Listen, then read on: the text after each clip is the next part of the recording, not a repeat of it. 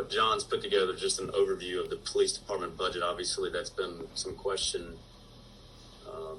and kind of breaking down the major categories.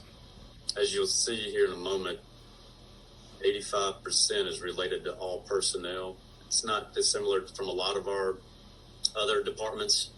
Fire is the same way. A lot of our other departments are dependent upon individuals providing that service. Mayor Pro Tem, could I say something to follow up with what you just said? Yeah. As we're talking about the police budget, I think in looking at some of the items that are on there, one of the ones, as you talk about what we need to do differently and what we need to do as far as funding for police budgets, one of the things that came to light in the last couple of days is I was kind of looking at everything, and Tammy and I were in a conversation with Larry and folks about line items within the police budget. So the city is having to supplement SROs at a tune of a little bit around $500,000 a year. Right. If we're standing in a moment, and we are standing in a moment where there is extreme concern about the school to prison pipeline, there's extreme concern around the role of police in schools.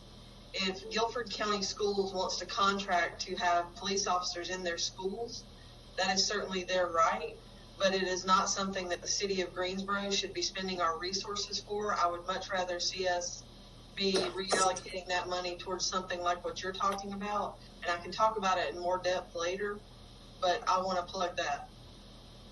How much was that, Michelle, if I can ask?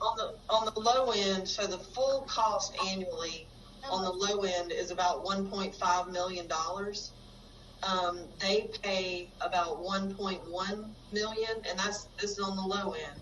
So we're supplementing it to the tune of several $100,000. Right, among other things, to provide a supervisor for those school resource officers and other supportive things that are not paid for through the county. Right. So for me, this is an easy way to talk about how we remove ourselves from participating in a school to prison pipeline, and we divert that $500,000 back to more critical things that are community based, or that are different ways of looking at what we're doing as a city. Right, and I would agree. I mean, if you recall, I've always voted no for the funding of SROs anyway. And right now, we don't put in there the crossing guards. We've had that conversation before, and it's a safety issue for me. So I am for supporting the crossing guards at schools. Right. I know that we could say it's the county's responsibility, but if we didn't do it, I'm not sure we'd have them. Right. And crossing guard is one thing. They don't carry, the weapons and that type of thing. Something as this important as a budget, I really think that we should have all been informed that this was going to be a possibility brought up today. Because not having known it and kind of just finding out about it now actually leaves a bad taste in my mouth, because I would want to know before we just automatically tell the city manager, okay, let's get rid of SROs. There's money. And if we get rid of the SROs, and what's going to happen, we're going to have regular officers dispatched, and there's a time frame there. Think about the incident at Smith High School. Well, I'm not finished. Fantastic. Go ahead. I'm not finished. So at Smith High School, the SRO was there. I don't know the seconds. The chief could tell us all that. But if it had gone through dispatch and gone to a regular officer, we'd be looking at a lot of dead kids. So I just really don't like something like this just coming up at the last second, and we haven't discussed anything with each other, and we're not even aware that it's going on. But it's a significant one. If school resource officers are prioritized by Guilford County for Guilford County schools, then they ought to also prioritize having a supervisor to monitor and maintain and oversee those officers. They have not ever considered that as part of their budget, and we've been paying for it for 20 years. So there are roles that are actually ours to stay in, and roles that the county needs to take responsibility for if it's action that they choose to take. And for me, I've had a ton of calls over the last few weeks about the school to prison pipeline, police officers in schools, all of those things. And so as it relates to me responding to constituents that I'm responsible for, I am doing my due diligence by investigating that issue and trying to get budget information as it pertains to a budget work session. Okay, but you're saying that those students in our schools are not the part of the residents in our city that we should be providing for their safety. And if that's the case, and what you're saying, then take the bill for cure violence to the county. Take the bill to the mental health initiative to the county. Then if we're going to say it's like that, then let's take back the money for cure violence and the money for the mental health initiative. Right. Quickly, is the chief in this meeting? No. Yes, I am. Oh, I didn't see you. See, you undercover. Well, Let me just finish my question, please. Other people have talked. I don't usually talk. Let me finish. No, you can finish, but I just want to have a question after you. Does the chief have stats? Speaking of the school to prison pipeline, does the chief have any stats showing, okay, we've had this many calls and this percentage of students has gone to be detained or arrested or whatever consequence came of that? Do you have any of those, Chief? Yes, I do have them for this previous school year, which was a bit short.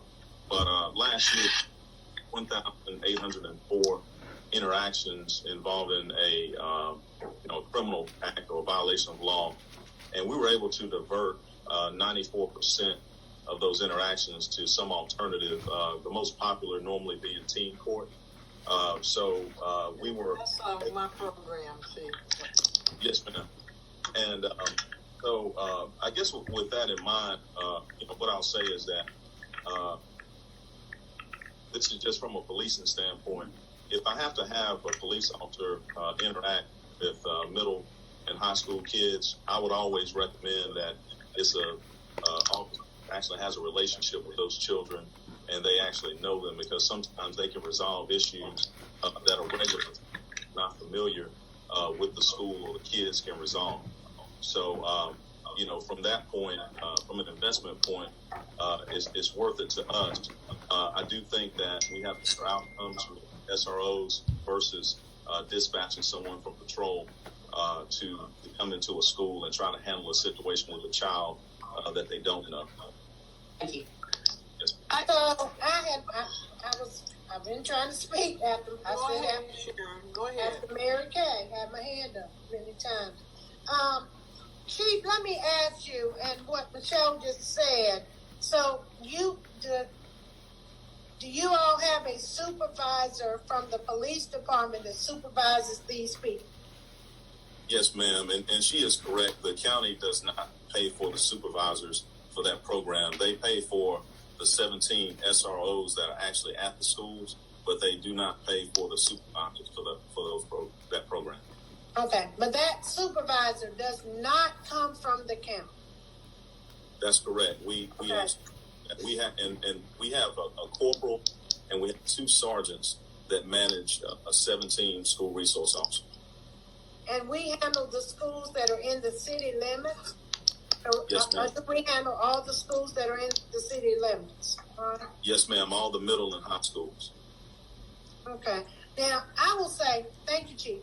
Yes, I've never voted for the funding, but I'm going to tell you right now, I'm not for the county supervising anything. I don't want to be on the back end of a backlash type scenario of pulling all our police officers out of there. Totally. Which is what am I plugged into the meeting yet?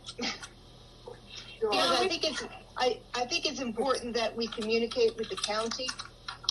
Last year, I don't know if it was on our consent agenda, but I heard from a few school board members that they didn't even know it had come up, that the contract was on our consent agenda, that they weren't aware that the contract was being discussed. So we need to give them the heads up as well. What's next? Excuse Yes, me. They paid the same amount of money that I'm trying we to do. hear you. Go ahead. Well, the man hasn't finished. They understand their libraries too. The mayor was still talking. Yeah, so, there are a lot of different areas where the county could be asking paying. what next, and I saw Goldie's hand. Go ahead, Goldie. No, I'm not finished speaking. I So think there are a lot of, perhaps she can't hear you, Mayor. Goldie. Mayor, I think that's apparent. Yvonne, Yvonne. Nancy has not finished. Can you hear Nancy Vaughn? No. Our mayor. Hello? She has not finished. No. So I anyway- cannot hear her. SRO is a hot topic. There are lots of people we know it's prison to pipeline, and it's just like we're looking at police departments. There are some SROs that are not very good and have biases, and it causes the rest of them to have a bad name. But the parents think that it is protection. If we don't have the right discussion and end it in the right way, we'll get a real backlash because parents want their children protected. They don't know who's paying or what. So, Council, I just want to make sure that this technology is working. If you all can't all hear each other, then we don't have a meeting. I cannot. that's because, look, Yvonne, look over to the right side. Look over to the right side. But then go down to the bottom and hit chat because you haven't let Nancy into the meeting, I think. I didn't let anybody into the meeting. You That's did. James doing that work. Yeah, well, that's a problem because she's running the meeting, number one, but number two, the statute that allows these Zoom meetings to occur premises the idea of a Zoom meeting on the idea that all the members of the meeting can hear each other and also speak and be. Jane, I believe our IT. Rodney's here.